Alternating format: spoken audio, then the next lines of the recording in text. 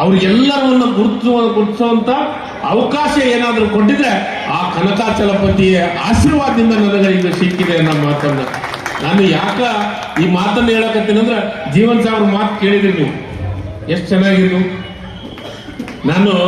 ನನಗನ್ಸಿದ ಮಟ್ಟಿಗೆ ಜೀವನ್ ಸಾಬ್ ಮಾತಾಡೋ ಹೊತ್ನಾಗ ನನ್ನ ಸಣ್ಣ ವಯಸ್ಸಿನೊಳಗೆ ಬಾಲ್ಯದೊಳಗೆ ಇರುವಂತ ಜೀವನ ಎಲ್ಲವೂ ನೆನಪಾಗ ಎಲ್ಲವೂ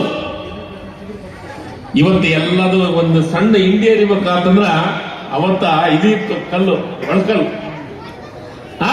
ಅದನ್ನೊಳಗ ತಿನ್ನ ರುಚಿನೇ ಬೇರೆ, ಇವತ್ತ ಮಿಕ್ಸಿ ಒಳಗೆ ಹಾಕಿ ತಿನ್ನೋ ರುಚಿನೇ ಬೇರೆ.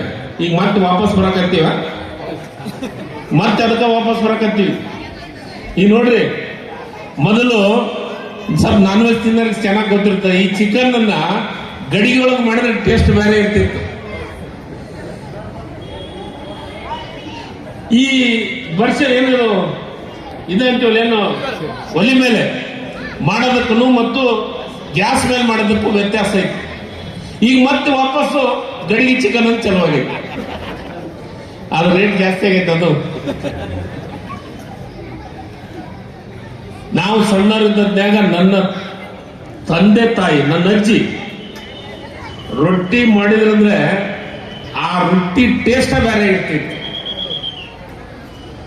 ಅಷ್ಟು ಚೆನ್ನಾಗಿ ಆ ಹಿಟ್ಟನ್ನ ನಾದಿ ರೊಟ್ಟಿ ಮಾಡ್ತಿದ್ರು.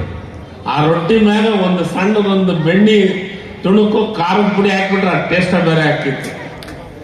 ಈಗ ಆ ಬೆಣ್ಣಿನೂ ತಿನ್ನೋರಿಲ್ಲ, ಆ ರೀತಿ ರೊಟ್ಟಿನೂ ಮಾಡ್ರಿ. ಈಗ ರೊಟ್ಟಿಯನ್ನು ಲಟ್ಟಿಸ್ತಾರೆ. ಈ ಮಷೀನ್ ಬಂದ್ಬಿಟ್ಟು ರೊಟ್ಟಿ. ಆದ್ರೆ ಅವತ್ತಿನ ಜೀವನನೇ ಬೇರೆ, ಇವತ್ತಿನ ಜೀವನ ಅಂದ್ರೆ ಮತ್ತೆ ಅದಕ್ಕೆ ಬರಲೇಬೇಕು ನಾವು. ಮೊದಲು ಒಂದು ಊರೊಳಗೆ ಎಷ್ಟು ಚೆನ್ನಾಗಿ